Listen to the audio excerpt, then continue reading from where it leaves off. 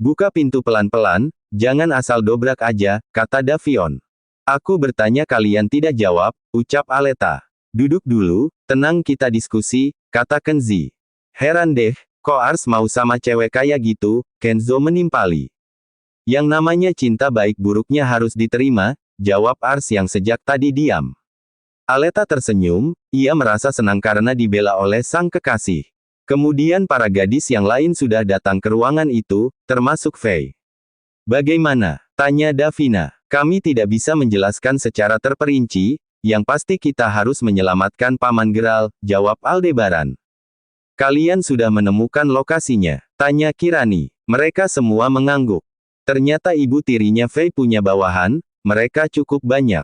Dan ternyata orang yang aku hajar waktu itu juga bawahan ibu tirinya Faye, ucap Aldebaran menjelaskan. Kalau begitu sebaiknya kita bertindak sekarang, kalau terlambat kita akan menyesal, kata Raina. Baiklah, sekarang persiapkan diri kalian, perintah Aldebaran. Aku ikut, ucap Faye. Sebaiknya kamu menunggu di sini, kami takut terjadi apa-apa denganmu, jawab Aldebaran. Tapi, jangan membantah, atau nyawa Dedi dalam bahaya, kata Aldebaran memotong perkataan Faye. Faye memeluk Aldebaran, Aldebaran membalasnya. Aldebaran mengecup kening Faye dan meyakinkan Faye bahwa mereka akan menyelamatkan Dedinya dan segera membawanya kemari. Setelah itu semuanya keluar dari ruangan komputer. Ars menarik tangan Aleta dan berkata, "Boleh aku ikut kalian?" Tanyanya. "Boleh, aku rasa kamu juga bisa membantu," jawab Aleta. "Aku akan berjuang bersama kalian," ucap Ars. Dan dibalas anggukan oleh Aleta. "Bersiaplah, kita akan segera berangkat menggunakan pesawat pribadi," kata Aleta. Ars mengangguk. Mereka semua berpamitan, setelah menceritakan semuanya. Dan Aldebaran menitipkan Faye kepada sang bunda. "Kamu tenang saja, bunda akan menjaga calon menantu bunda," kata Cahaya. Sebelum pergi, Aldebaran mengecup kening Faye dan kemudian berpindah ke bibirnya. Hal itu dilihat oleh Darmendra dan langsung mengatainya. "Cih, bilang gak punya perasaan, tapi nyosor jalan terus," kata Darmendra. "Sudahlah Hubi, biarkan saja. Mungkin ia malu mengakui perasaannya," ucap Diva. Mereka semua mencium tangan orang dewasa sebelum mereka pergi. Arthur ingin ikut, tentu saja dilarang oleh Randy sang papa dengan alasan masih kecil. "Tidak usah, kami bisa menyelesaikan kok," kata Davion pada Arthur. Akhirnya Arthur menurut saja meskipun hatinya merasa dongkol.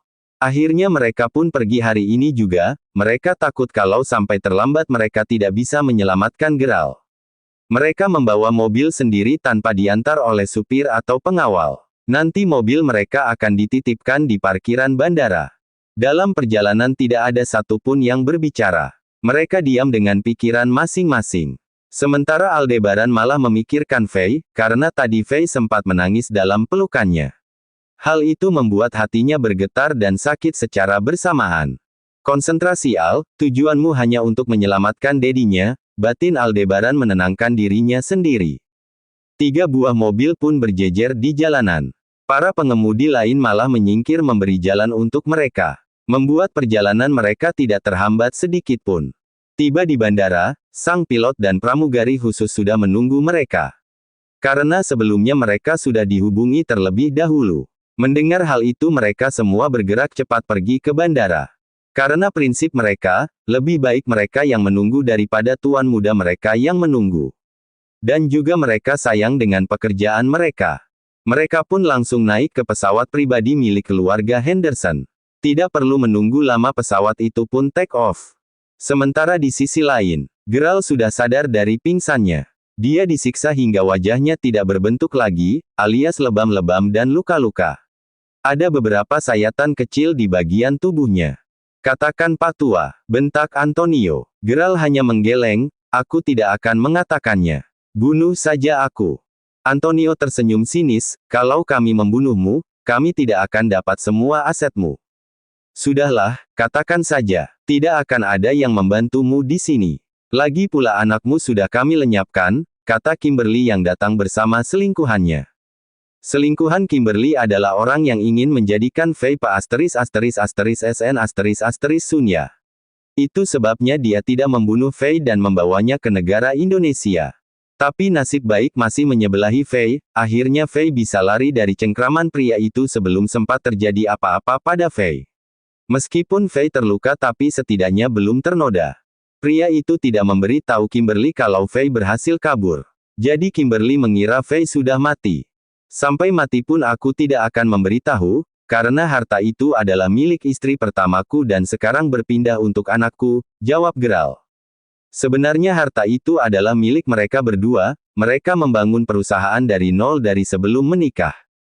Sebab itulah Geralt tidak mau menyerahkannya kepada anak tirinya. Karena dari segi manapun anak tirinya tidak berhak mendapatkan harta itu. Geralt sudah berencana kalau urusannya selesai dengan istri keduanya ini. Maka ia akan pindah warga negara dan menetap di Indonesia bersama calon menantu dan anaknya. Perusahaannya pun akan berpindah juga. Tapi ternyata Kimberly lebih licik dari apa yang ia pikirkan.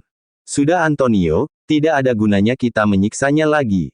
Lebih baik kita bunuh saja si tua bangka ini, titah Kimberly. Tapi Mi, kalau kita bunuh kita tidak bisa mendapatkan surat-surat itu, kata Antonio. Gak apa-apa, kita bisa menikmati hartanya dan kita bilang bahwa si tua bangka ini mati kecelakaan, seringai Kimberly. Sementara di dalam pesawat, mereka sedang beristirahat. Karena perjalanan antara Indonesia-Jerman kira-kira 16 jam mungkin lebih. Bagaimana kalau kita terlambat? Tanya Fiora. Hus, mulutmu, tegur Kueni. Ya aku kan cuma bertanya, ucap Fiora. Itu sama saja dengan mendoakan Paman Geralt mati, jawab Davina. Bisa gak sih kalian gak usah debat? Yang perlu kita pikirkan sekarang, bagaimana cara menyelamatkan nyawa Paman Geralt? Tanya Aleta. Mereka semua terdiam. Walau bagaimanapun di antara mereka Aleta adalah yang paling tua, ya meskipun mereka seumuran. Al, kamu tahu tempat mereka menyekap Paman Geralt? Tanya Aleta. Ruang bawah tanah di rumah Paman itu sendiri, jawab Aldebaran. Kalau begitu kita langsung ke rumah itu, kata Aleta. Tapi kita juga harus berhati-hati. Di sana banyak penjaganya, kata Kenzo. Kita selidiki lagi nanti, di mana titik penjagaan yang ketat, ucap Aleta. Akhirnya mereka pun tiba di bandara di Jerman.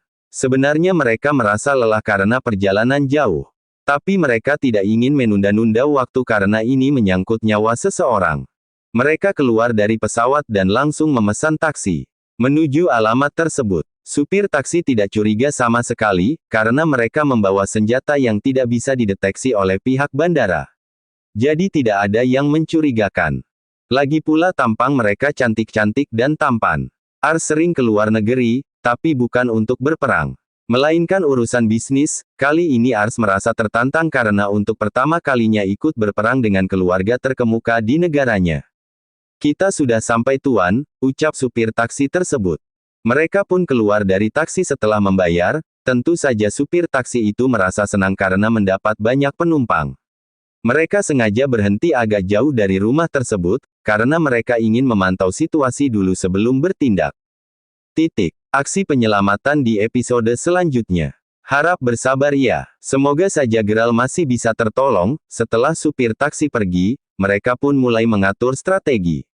Pertama mereka akan memantau situasi terlebih dahulu.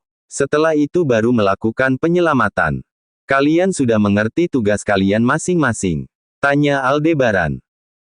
Jawab mereka serentak. Ars yang belum pernah melihat cara kerja mereka pun terkagum-kagum. Ars kembali teringat masa-masa ia diselamatkan dulu.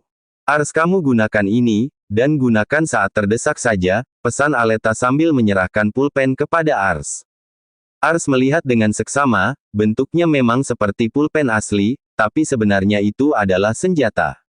Ingat gunakan di saat terdesak saja, ulang Aleta. Ars hanya mengangguk meskipun belum sepenuhnya mengerti kegunaan alat yang dipegangnya. Itu pulpen, tapi bukan pulpen biasa. Itu bisa melumpuhkan musuh. Cara penggunaannya arahkan ke musuh lalu tekan ini, ucap Danendra yang mengerti kebingungan Ars. Ars pun manggut-manggut. Mereka melihat di layar monitor laptop milik Davina yang sejak tadi menerbangkan kupu-kupu. Jadi mereka tahu titik-titik musuh yang berjaga. Kita akan mendekat secara perlahan, pesan Aldebaran. Mereka mendekati tembok tinggi bangunan rumah tersebut. Karena di depan pintu gerbang sedang dijaga.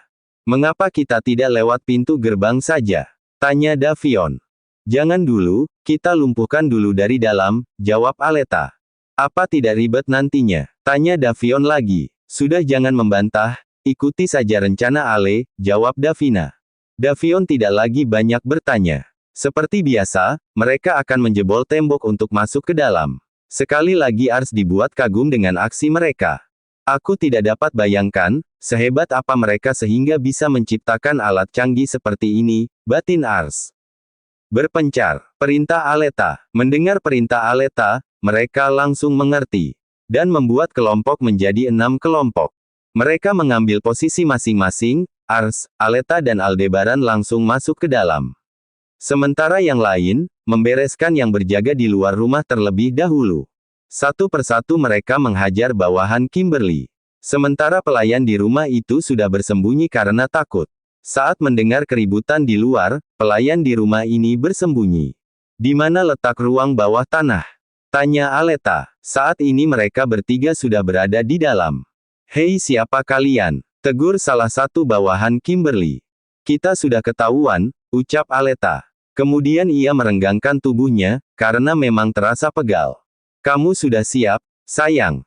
Tanya Aleta tanpa sadar menyebut Ars sayang. Tentu sayang, jawab Ars dengan senang hati. Saat ini hatinya benar-benar bahagia. Duh, mulai deh bucinnya, gumam Aldebaran. Siapa kalian? Bagaimana kalian bisa masuk? Tanyanya. Itu tidak penting, jawab Aleta. Mereka 5 orang hendak masuk ke dalam ruang bawah tanah, tapi tidak sengaja bertemu dengan Aleta dan Aldebaran serta Ars. Pria itu memberi kode kepada temannya untuk menyerang. Mereka pun maju secara serentak. Tanpa basa-basi Aleta segera menyerang 2 orang sekaligus. Sementara Aldebaran juga menyerang 2 orang dan Ars kebagian 1 orang saja. Aleta menendang salah satu dari 2 orang tersebut. Tapi tendangan Aleta berhasil ditangkis olehnya. Kemudian Aleta menggunakan tendangan tipuan, saat pria itu mengelak Aleta melancarkan tendangan susulan dan pria itu tidak sempat untuk menghindari tendangan tersebut dan mengenai kepalanya. ***********************************************************************************************************************************************************************************************************************� Mereka pun menyerang. Aleta tidak ingin bermain-main karena lawan mereka termasuk kuat. Tapi Aleta bukan gadis yang bisa diremehkan. Dalam sekejap mereka sudah bisa mengalahkan kelima pria tersebut, mereka pun menanyakan pintu masuk ke dalam ruang bawah tanah, awalnya pria itu tidak mau mengatakannya. Tapi karena didesak akhirnya pria itu mau juga. Aleta dan Aldebaran membuat kelima orang itu pingsan. Kemudian mereka mencari tombol yang mereka sebutkan tadi. Apa mungkin ini? Tanya Ars. Aleta menyentuh tombol tersebut dan benar saja pintu yang menuju ke ruang bawah tanah pun terbuka. Kalau tidak diteliti dengan benar, tidak ada yang menduga kalau itu sebuah pintu masuk. Karena bentuknya tidak ada bedanya dengan tembok. Mereka yang berada di dalam ruang bawah tanah belum menyadari kalau tempat mereka diserang. Mereka mengira yang masuk itu adalah bawahan Kimberly dan selingkuhannya. Aleta, Ars dan Aldebaran menuruni anak tangga, suasananya memang remang-remang. Tapi semakin mereka berjalan ruangan itu semakin terang. Mereka melihat seorang yang mereka kenal sedang meringkuk di lantai dalam keadaan tidak sadarkan diri. Gerald tidak lagi diikat di kursi, melainkan sudah dilepas dan dibiarkan di lantai. Siapa kalian? Tanya Kimberly. Kami datang untuk menyelamatkan orang yang kalian siksa, jawab Aldebaran dengan wajah dingin. Orang tua itu sudah mati, ucap Antonio. Tapi matanya tidak berpindah menatap Aleta. Dan dia terpesona dengan kecantikan gadis itu. Begitu juga dengan selingkuhan Kimberly, matanya tak berkedip menatap Aleta. 1 lawan 1, ucap Ars. Ars hendak maju, tapi langkahnya terhenti karena Kimberly mengacungkan pistol ke arahnya. Maju selangkah lagi, maka peluru ini akan menembus kepalamu, ancam Kimberly. Ketiganya terpaku di tempatnya, mereka memikirkan cara agar bisa menghindari senjata api tersebut. Tangkap mereka, perintah Kimberly. Antonio dan selingkuhan Kimberly pun maju hendak menangkap Ars dan Aleta. Dan hal itu Aleta manfaat untuk melakukan ancaman balik. Antonio menangkap tangan Aleta, dan Aleta memutar tubuhnya dan berbalik menangkap Antonio dan mengancamnya. Ars pun melakukan hal yang sama. Buang senjata Anda, kalau ingin mereka selamat, ancam Aleta pada Kimberly. Aleta meletakkan pensil di leher Antonio. Hahaha, kau pikir aku anak kecil yang mudah kau tipu. Hanya pensil berani menggertak, Kimberly tertawa meremehkan. Aleta yang geram pun mulai menekan pensil tersebut. Seketika tubuh Antonio bergetar hebat. Antonio mulai melemah, karena disetrum oleh Aleta. Kemudian Aleta melepaskan Antonio. Bruk, Antonio pun ambruk di lantai. Apa yang kamu lakukan? Tanya Kimberly marah. Kimberly kembali mengacungkan pistolnya ke arah Aleta. Tapi belum sempat Kimberly menarik pelatuknya, Aldebaran sudah terlebih dahulu menendang tangan Kimberly. Sehingga pistol itu terlempar. Bah. Umpat Kimberly. Kimberly maju menyerang Aldebaran. Dengan satu tendangan dari Kimberly, tapi Aldebaran sempat menghindar. Sehingga tendangan tersebut hanya mengenai angin. Melihat hal itu, selingkuhan Kimberly menyikut Ars sehingga ia bisa melepaskan diri. Ars langsung melawan pria itu, sementara Aleta melawan Kimberly. Aldebaran mengangkat tubuh Geralt yang sudah tidak bergerak lagi. Tanpa mempedulikan apapun, Aldebaran langsung membawa Geralt keluar dari ruangan itu. Saat tiba di luar rumah, pengawal atau lebih tepatnya bawahan Kimberly sudah tumbang semuanya. Aldebaran meminta salah satu saudaranya untuk membawa mobil. Beruntung kunci mobil ada di dalam mobil tersebut. Sehingga memudahkan mereka. Aldebaran memasukkan Geralt ke dalam mobil dan membawanya ke rumah sakit. Danendra yang menyetir mobil pun segera melajukan mobilnya dengan kecepatan tinggi. Sementara di dalam ruang bawah tanah, Aleta masih melawan Kimberly yang ternyata punya keahlian bela diri. Tapi Aleta tidak kewalahan sedikit pun. Ars sudah berhasil melumpuhkan pria selingkuhan Kimberly. Dan membuatnya pingsan. Kini ia beralih ke Kimberly. Ars ingin membantu tapi dicegah oleh Aleta, karena ia ingin menyelesaikan sendiri.